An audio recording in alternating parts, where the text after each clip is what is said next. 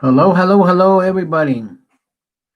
How are all the people in TV land, Yahoo land, YouTube land, especially YouTube land? That's right. TikTok land, what other lands? Twitter land, and the whole array of lands that are out there. Hello, people. I hope everybody's fine. We are, what, 4 days away from the final countdown, the election.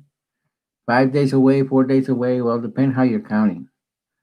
I would say 4 days away. I might be wrong. But nevertheless, we are very short. We're in a very short leash for all this things that are going around. Sorry about my glasses. The other glasses, I don't know where they are.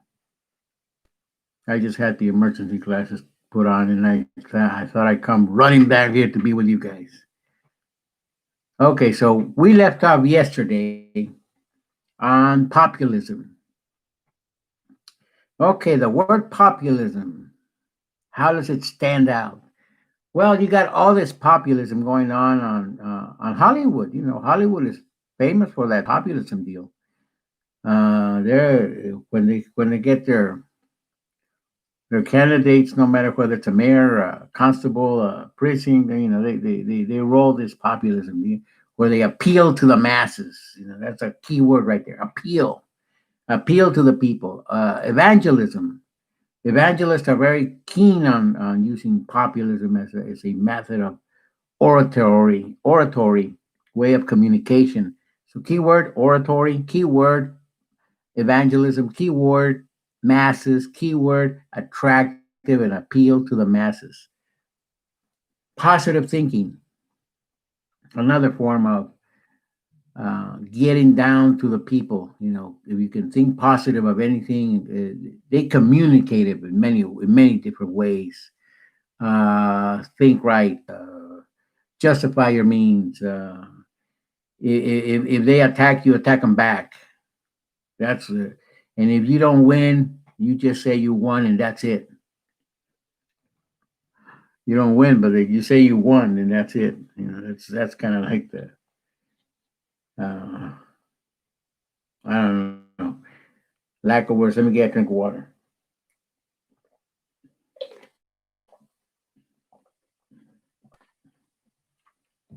You know, I have to work tomorrow. Considering that I'm here early at it, talking to you guys. But I'd rather talk to you guys than doing something else. So populism is a way that people appeal to other people, trying to get on their good side always, trying to emblemate, cuss words or no cuss words. Uh, always there's always something victimizing. Oh, they're coming at me. Oh, they're saying things bad about me. Oh, but I'm winning. I'm saying this against them, and they're bad and they're good and they're trying to overthrow me, but I'm going to overthrow them because they're in the swamp. They're evil. Those people are evil, and the evil's not going to come to me. Anyway, you get the picture. And populism is a way that many people do it. I mean, you go to Fidel Castro did it. Uh, Maduro did it. Every socialist country, Putin does it. Very effective. And of course, Donald Trump does it. And he has been working at it for a long time. The words he uses, word choice is very important in populism. They're ripping me off. Who's ripping me off? The word rip off, it's common. I could use all kinds of cuss words and I'd be right in tune with everybody. And nobody, I'm gonna say nobody's gonna do this. Don't be fine. One of the things Trump says to the police, don't be so nice. What kind of language is that?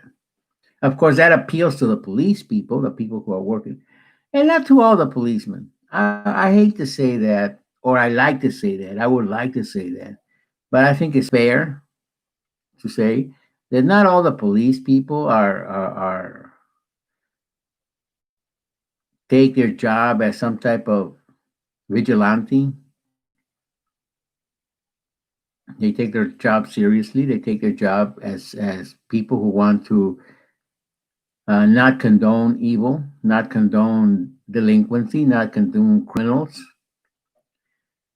And then the job takes you say, well, these people are protesting.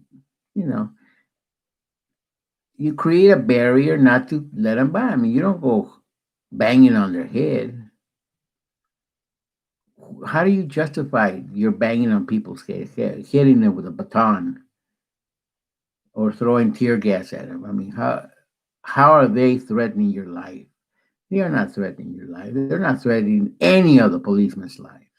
That is a false accusation just to justify that you want to do some harm. This is the bully pulpit deal, the bully in them. Just because you have a uniform doesn't give you the permission to take advantage of it and bang somebody's head off. That's not justifiable. That's overstepping your delegated authority. That's what it is. You got to say it like it is. You're overstepping delegated authority. The city whom you work for, every policeman works for the city or the county. You don't work unless you're a private enterprise that provides security. And security guards also have to be trained and understand their job. Their job is not to bully people or to jump on people. That's not their job. Their job is to maintain security, try to have people accountable. Check identification, make sure that nobody's getting into the building with some type of weapon or some type of toxic deal. You check them and you make sure that everybody's right. And you try to help them.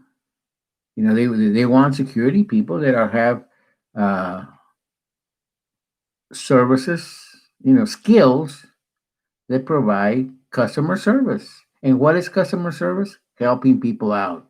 You know, not bullying them, not banging on them. I mean, you want to do that, you become a mercenary and go out there wherever a war is taking place in Somalia or some weird country and bang people's head over there because you're in war. You are permitted to do that, and you want to do that, so it justifies. Now, take in consideration the other people are not. The other person's not going to just stand there and wait for you to hit them. They're hitting back. So you don't want to be. I mean, if that's your deal, that's fine. You defend yourself, and the other people defend themselves. So the ones with better skills wins. That's the nature of the beast. But don't justify that. Oh, they're threatening my life because they're protesting. That is not the game. That is not the game plan, and that's not part of the playbook. So understand that very well. Overstepping delegated authority is a felony. That is an unwritten law or unenforceable law because it's written on the books, on the penal code. So you don't have to think that you are justified banging people's head. No, you're not. Or jumping in. You're not. And taking drastic measures because you're inefficient or don't have the ability or don't have the skills.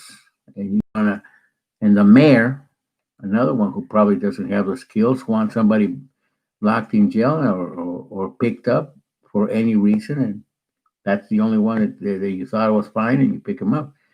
But that's not because you did good investigative work or good criminal research work that you dotted the I's and crossed all your T's. Forensics, you didn't check all the forensics evidence. to make sure that the right person is the one locked in jail, not the one that better suits the police person doing the investigation or better suits the mayor or lock him up before because I want to. That's not the way it is. That's not the way things are done. I mean, if Trump man wants to lock up Hillary or wants to lock up Biden or wants to lock because he wants to, that's not right either. You know, when you take it down to the mayor level and you take it up to the president level, none of those things are right. And the people who abide to what they say without any cause, without any motive, without any evidence, just because they thought about it, they want to make it real.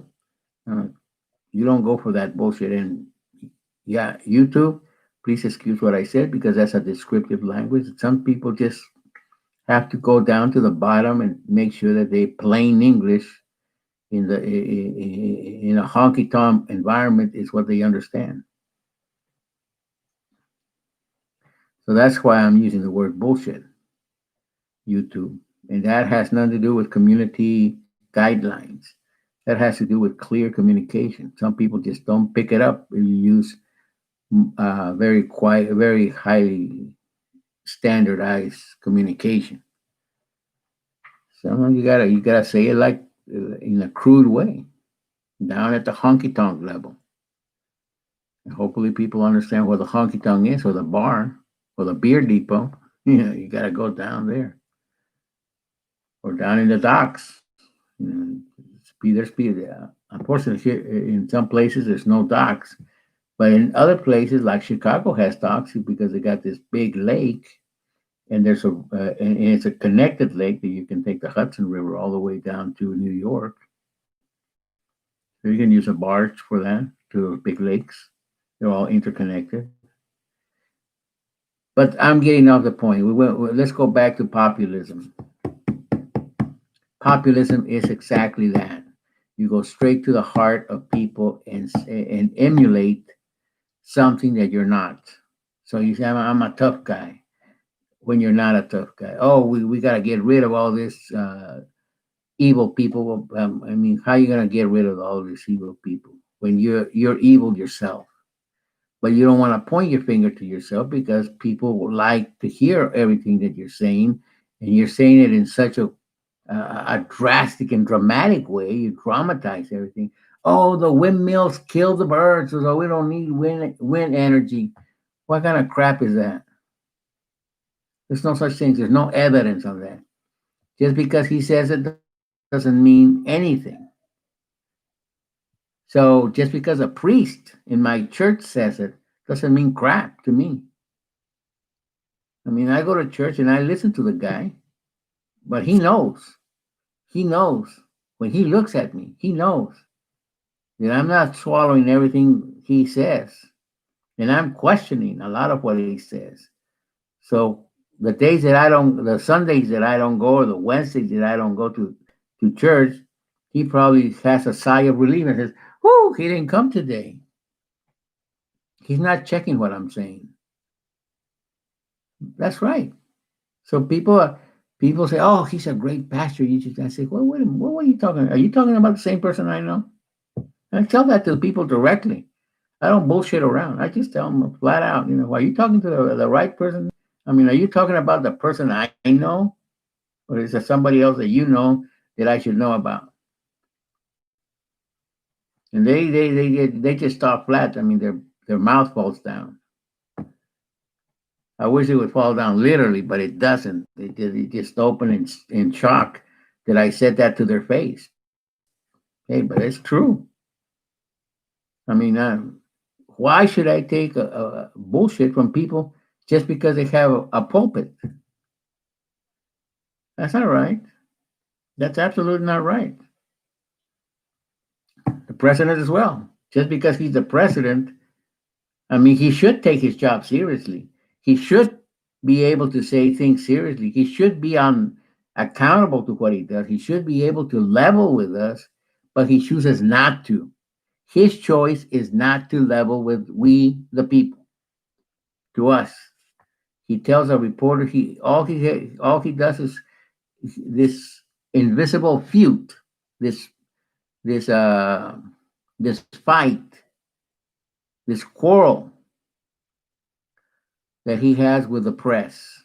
And he's had that quarrel for many, many, many years. This is not something that just happened on 2017, no, 2016, no. This goes back to 1970, 78 to be exact. If Edmund, my friend, who does the research, fed me that information correctly, 1978, he goes back to those years when he got married to Ivana, and that's where he had 4 kids from her, or 3 kids from her, from Ivana. So he goes back to those days. He was already rolling around as a high roller. That's what he was. He started out when he got back from school, or he got out of military school. He was in some type of boarding school, according to the information I got from Edmund, and he started to, to work on his old man, on Fred Trump. Started to work on him, saying that he was a genius, and his father never thought he was a genius. Never thought he was a productive individual until the father started getting dementia. The father started getting Alzheimer's, and he just booted the old man out. He took over the family business. The older brother, Fred Trump, died of alcoholism. So that left his sister and his other brothers. So he booted them out too. He took over the whole enchilada. Now that doesn't mean that he's a genius. That means that he's an astute individual, in an individual with no conscience. So it doesn't surprise me at all to see an individual like this. Now, it does surprise me. It does surprise me that he went all the way to president of the United States. That surprises me.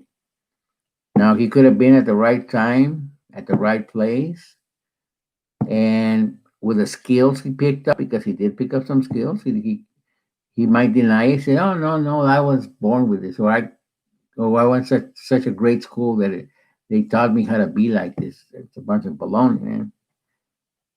That doesn't hold water anywhere. He learned these skills on the go.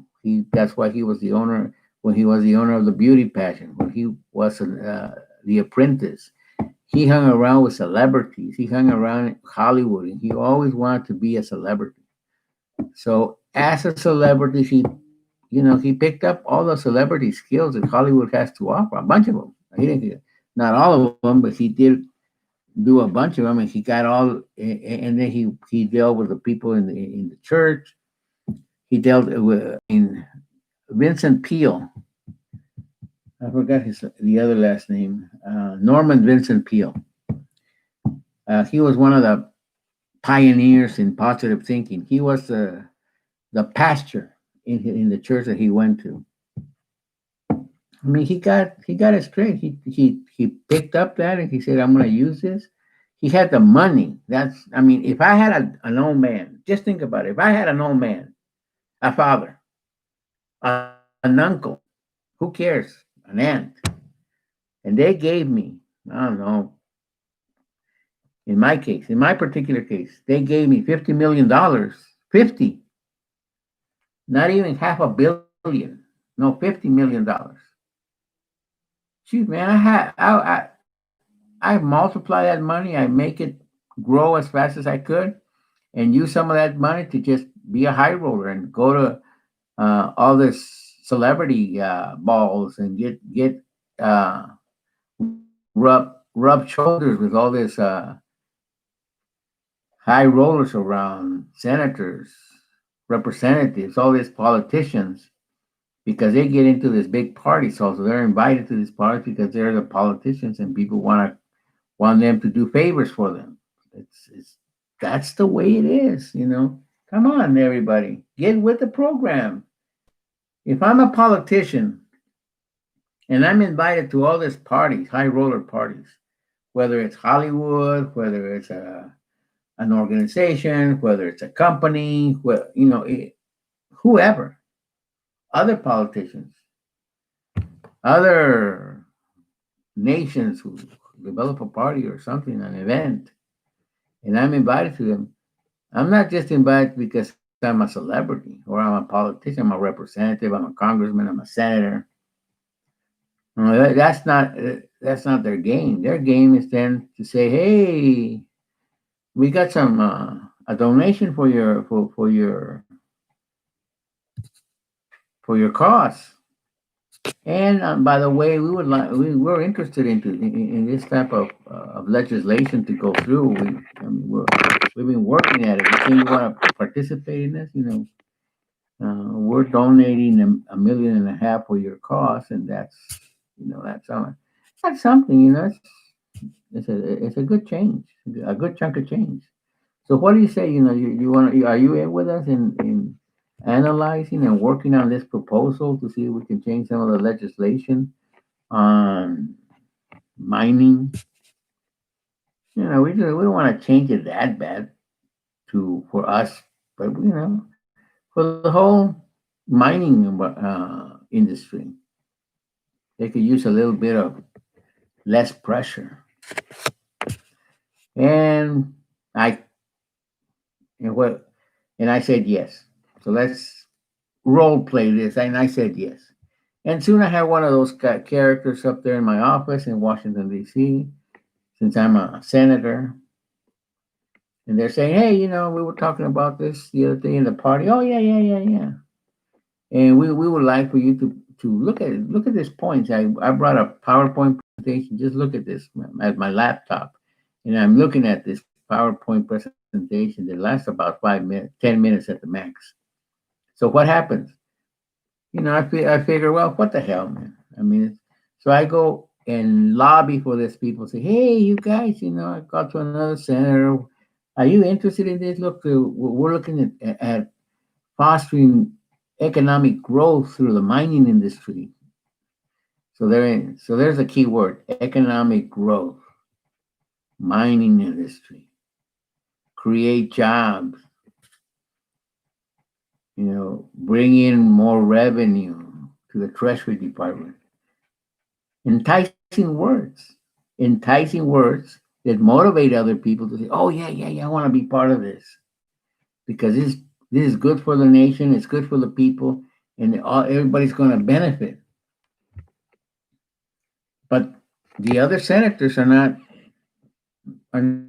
keen that I got $1.5 million for donated for my costs or for my campaign. So there it is. I can get some of that money to go eat.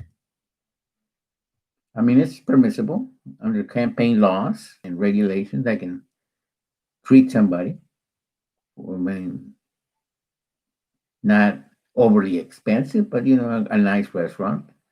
Go treat the people and talk about things.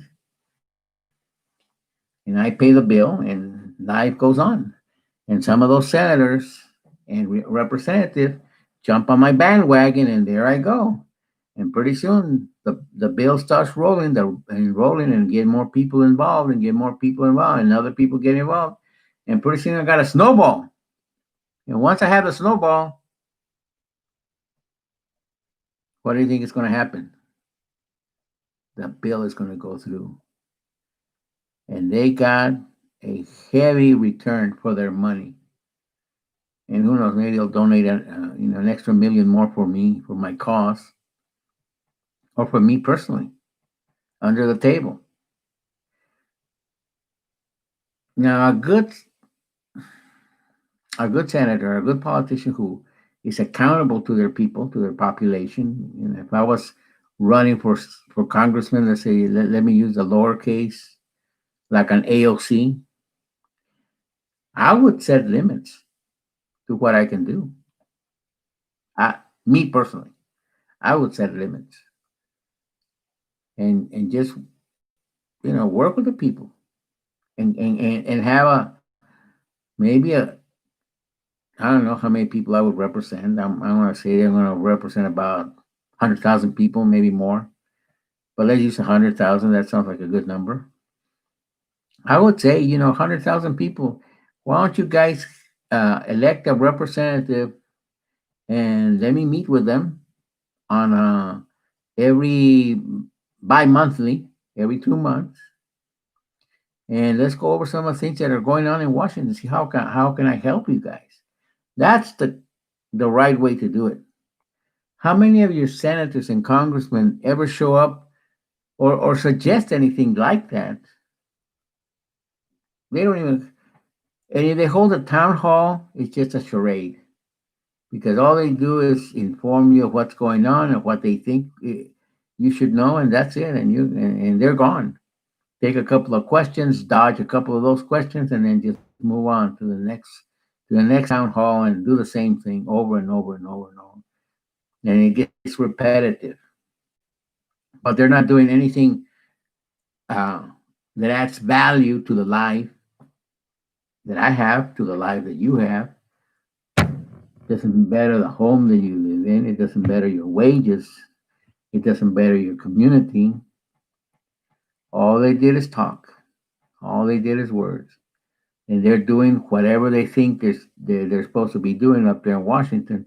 And that's what everybody calls, whatever you name want to call it. It's a corrupt system. Plain and simple. It's a corrupt system. And that's a system we live in. We live in a corrupt system. Every congressman, every representative, every congressman, every senator, vice president, some of the high rollers around the White House, cabinet members, secretary of education, secretary of commerce, secretary of state, secretary of labor, all of those people, they get kickbacks. They're not immune from it. Housing and urban. You think Ben Carson is a saint over there in housing and urban development with all those contractors that are going around, all those builders that are going around, all those permits that are required, and so what is he gonna do? Whoever has the bigger chunk gets the price. Pretty much that's the way it goes. Hollywood is not really far away from the truth when they make some of these movies. They're just not presenting the whole truth. And it's like everything else. I'm talking to you in this fashion, and because I feel like you and I, everybody that is listening to me, most of everybody that's listening to me, we're in the same boat. We're workers. We're everyday people. We try to make a living. We try to make ends meet. We try to pay our bills, and we have to go to work. We're not entrepreneurs. Some of the people that I'm talking to right now probably own their house, or they have a partial ownership of their house because they're under mortgage, so they don't really outright own the house, but they have equity that is building in the house. So that's moving into the direction of ownership. And so whoever has a mortgage on that house is the actual owner. But you're paying the mortgage and it building equity on your end, and slowly but surely that mortgage is going to dwindle down, and pretty soon it'll hit zero, and then at that point the title of the house moves over to your hands, and from there it's your house at that point. So the only thing you have to deal with is property taxes, and that's no big deal. You just have to know how much your property tax is and what the percentage is, and go to the meetings of the city or the county, whoever runs the property taxes, and just deal with them. It's just something you have to deal with. So populism is something along those lines. Populism is a way that the people communicate to you and trap you. They hook you like hooking a fish, going to going to a river and cooking a fish. They hook you and they reel you in. And many people find justifications because they feel entrapped. They don't feel like they can't get out because oh my neighbor's here, oh my other neighbor's there, oh my brother's here, oh my cousins are here. They feel trapped. And then the other people are the feel the same way. They feel trapped because they're there and they see everybody else, but they don't see, and they're thinking the same thing that you're thinking, but they're trapped and they're there and they're going to be there. Now, there's many organizations, there's many groups of people that gather around somebody. So, in this case, Donald Trump has a lot of people that follow him. He has he managed to use his cuss words and folkloric language and say, "Oh, these people are rapists. These people come over here and take our land, and these people are invading us, and these people are taking over our nation." With what? Who's invading and who's taking over the nation? There's no such thing. There's no such thing, and nobody wants to tell the truth. Nobody wants to tell the truth. That's the funniest thing. You go back, probably the only one who told the truth, Slick Willie. He, after that came what George Bush, and he didn't tell the truth. He was too busy trying to invade Iraq. Then what after that came Barack Obama. He didn't tell the truth either. He just made try make things worse. Pretty much that amounts to make things worse because people were coming over here. Things were pretty bad from Mexico, Central and South America. I mean, they're having a terrible time in many of those countries. Of course, Argentina, they can't walk all the way up, and they can't take a bus all the way up here to the border. They have to either take a boat and jump at some coast over there between Miami and Maine, and go from there. So there's people coming into this country that are not necessarily Latin American people. There's people coming from Europe, from Asia, from the Middle East. Why? Why are these people coming? Because the advertising and the word that is spread around the world is that we are the wealthiest country in the world. Here's where we have our for dreams come true. Here's where we have liberty. Here's where we support each other. Here's where the government doesn't interfere in our development. Here's where you can have free thinking. Here's where you can enjoy all of the freedom and the pleasures that money can offer.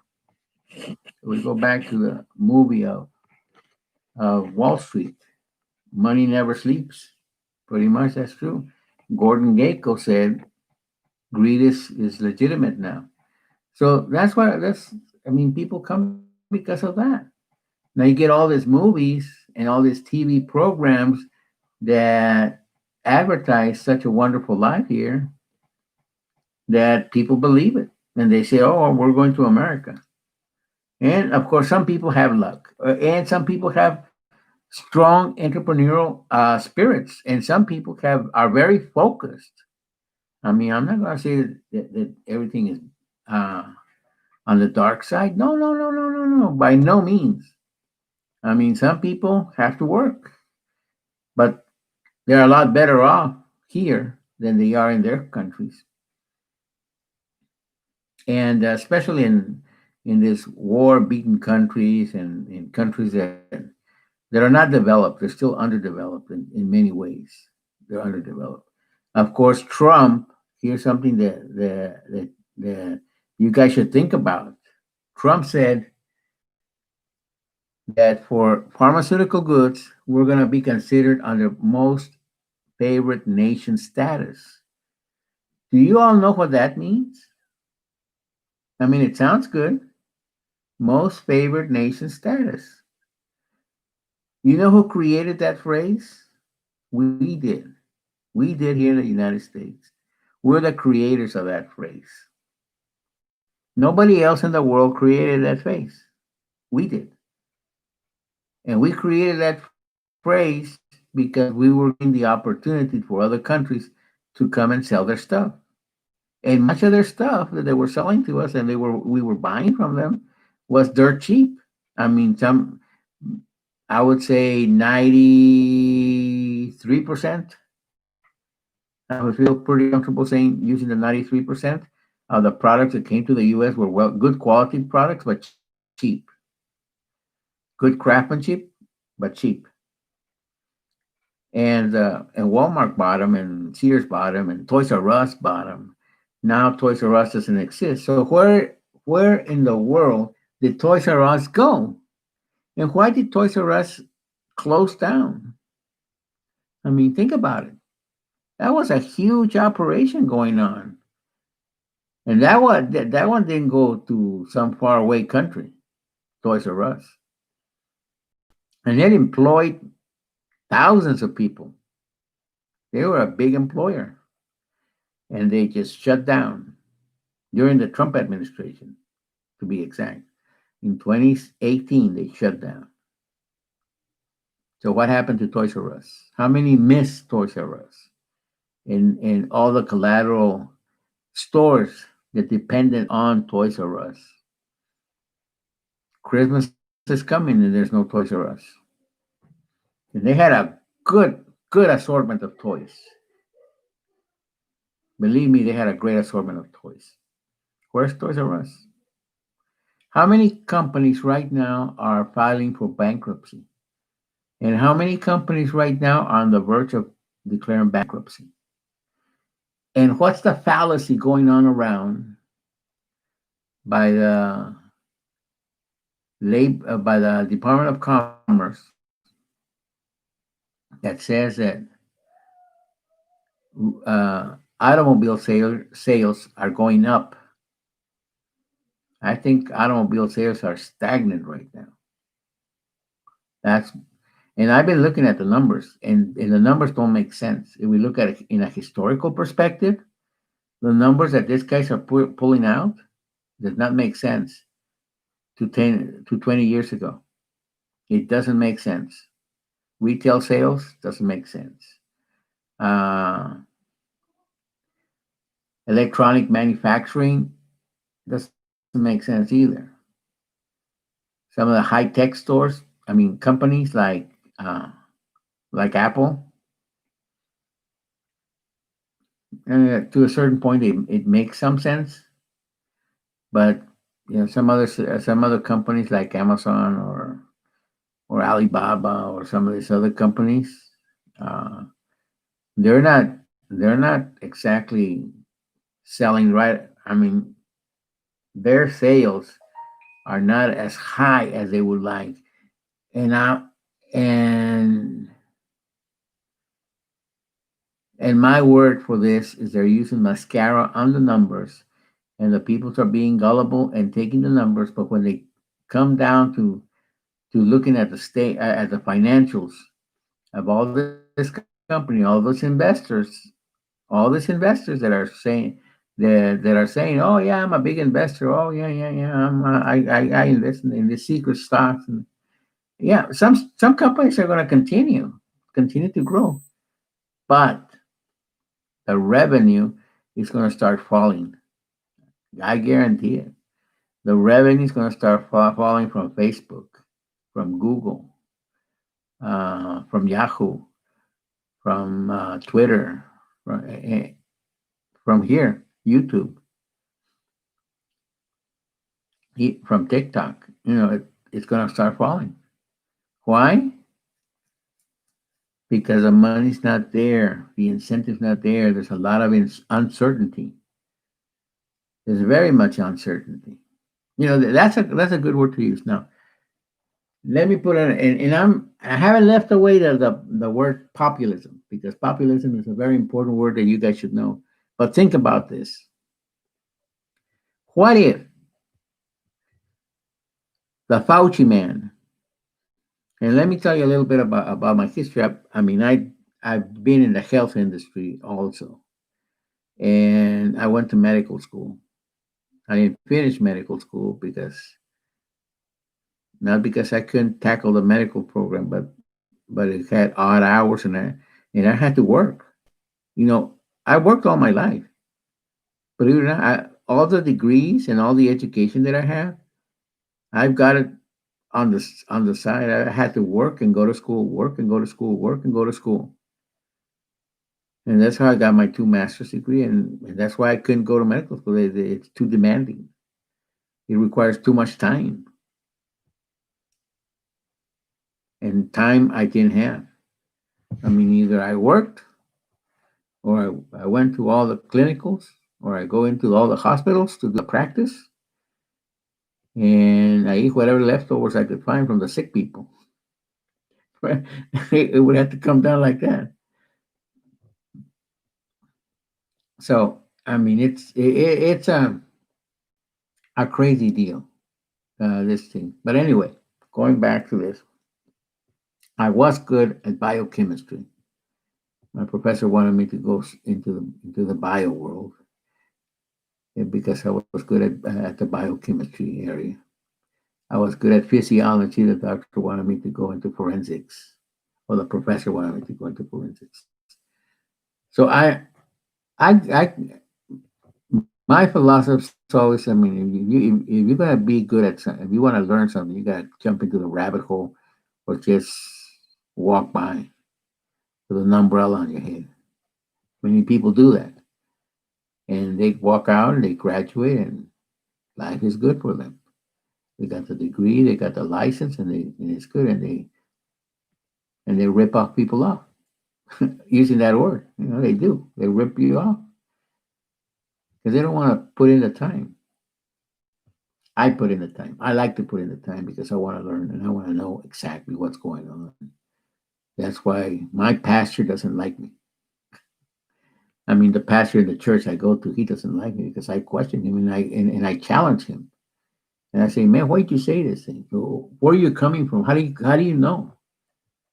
I mean, there's no secret. I mean, come on, stop bullshitting me. And oh, I had this secret meeting. Well, what secret meeting? Come on.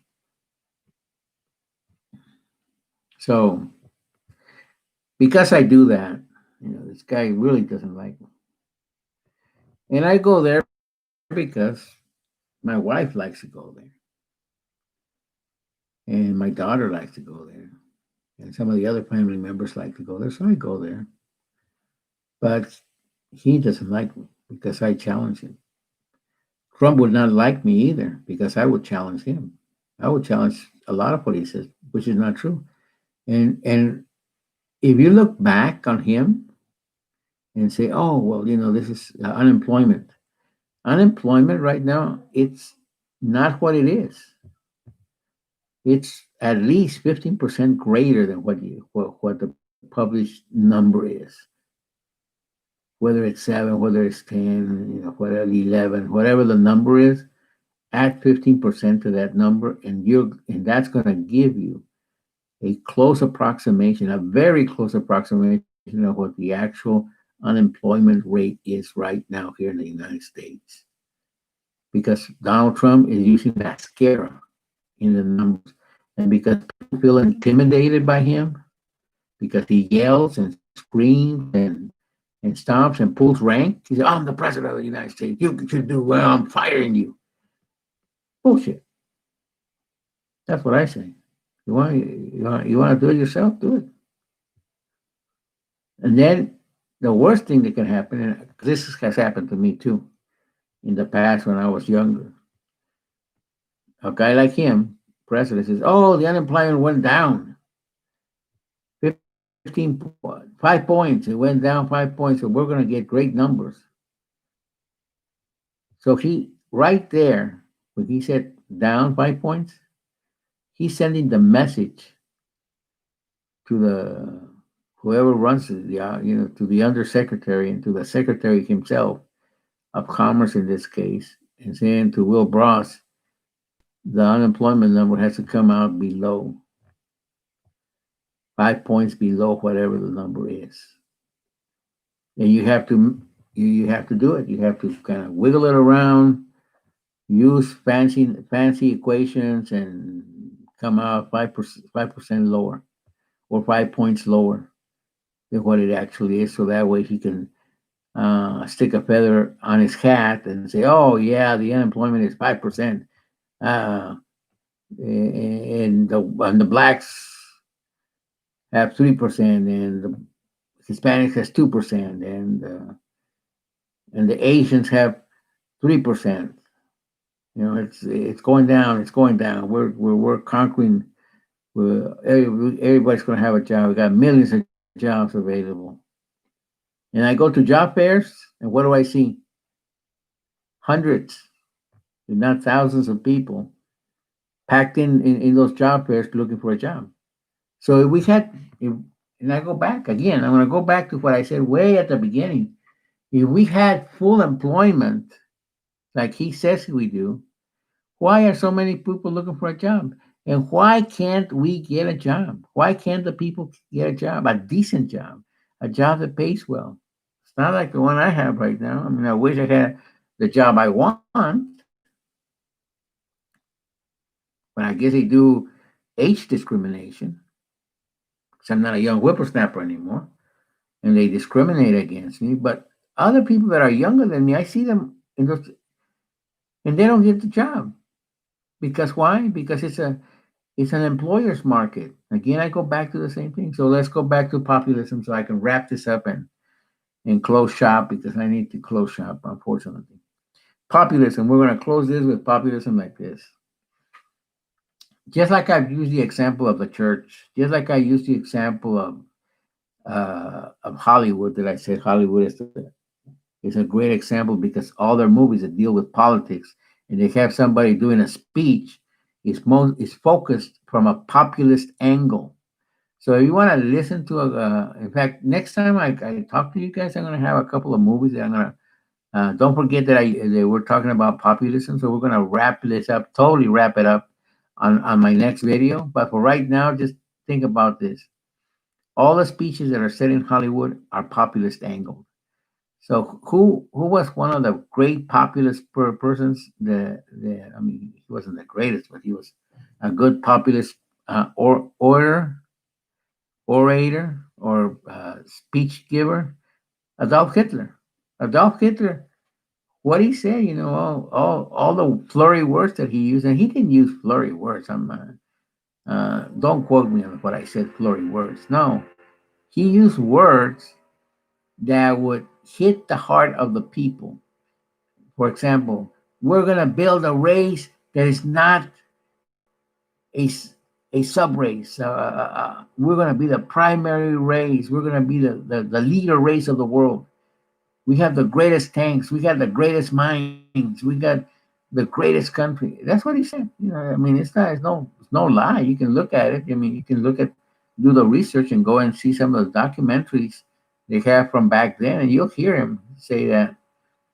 And that's what he says. I mean, you can read his book, My Cause, like Colosso. I don't know. I mean, it's something like that.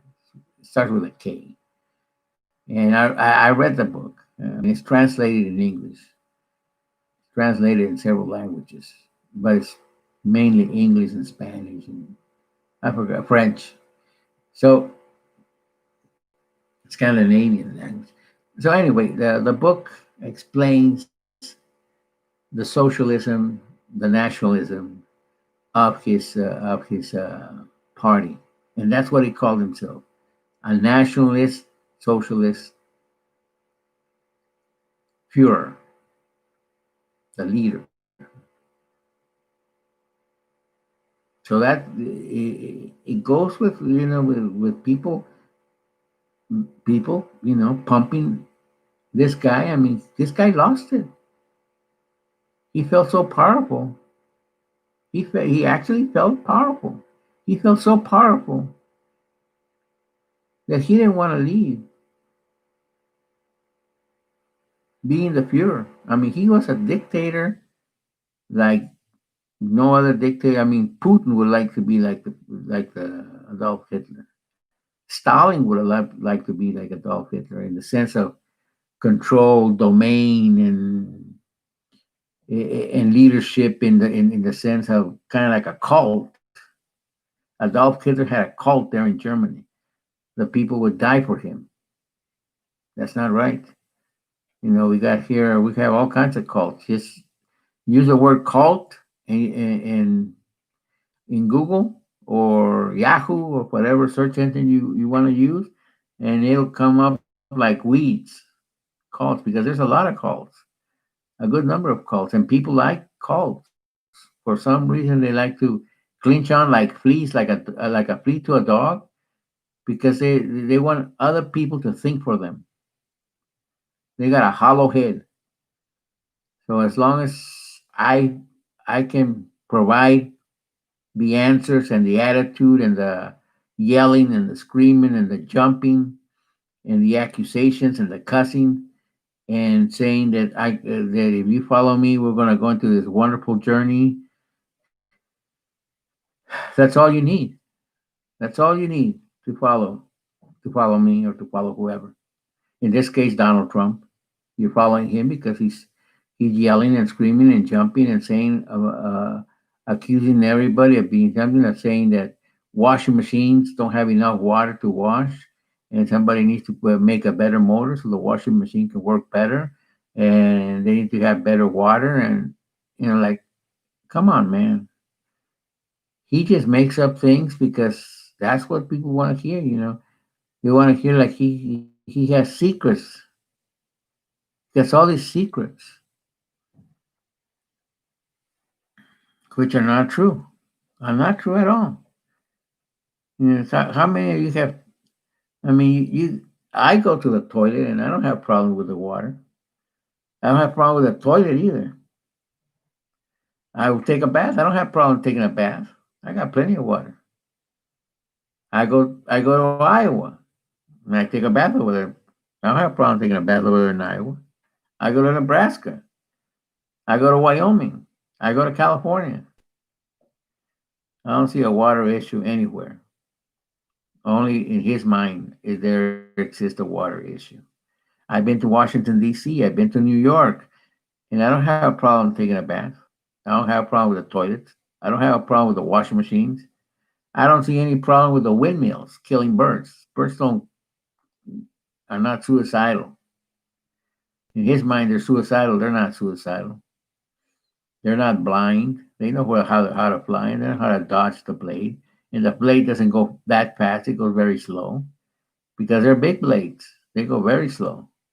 I mean, not very slow. They go slow.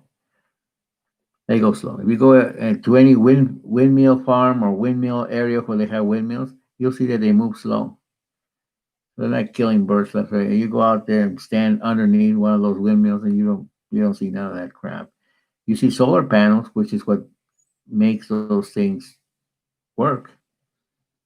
Small solar panels, but you can get lights for solar panels. I mean, you get solar panels and plug them on the ground in your house and or apart, wherever you live, and they charge during the day. At night, they turn on, and life's good. So there's all kinds of things coming up. If we turn into a dictatorship where things get pretty, because a dictatorship is something that really controls the people and tells the people what to do and tells the people what to wear and tells the people when to work. It becomes a constraint. So where's the freedom? Ask the Russians when they were under Stalin. Where's the freedom? Where's the freedom? Where's the time when you can go? There's no curfews. I mean, there's curfews in a dictatorship. There's no curfews right now. We don't appreciate what we have, and we're letting a crazy man like Donald Trump run around saying that he's the answer to the issues here. He's no answer to nothing because he's doing something opposite of what he says. That's the danger. Think about it. He does the opposite of what he says. He puts rules that are opposite of what he says because that's the way he is.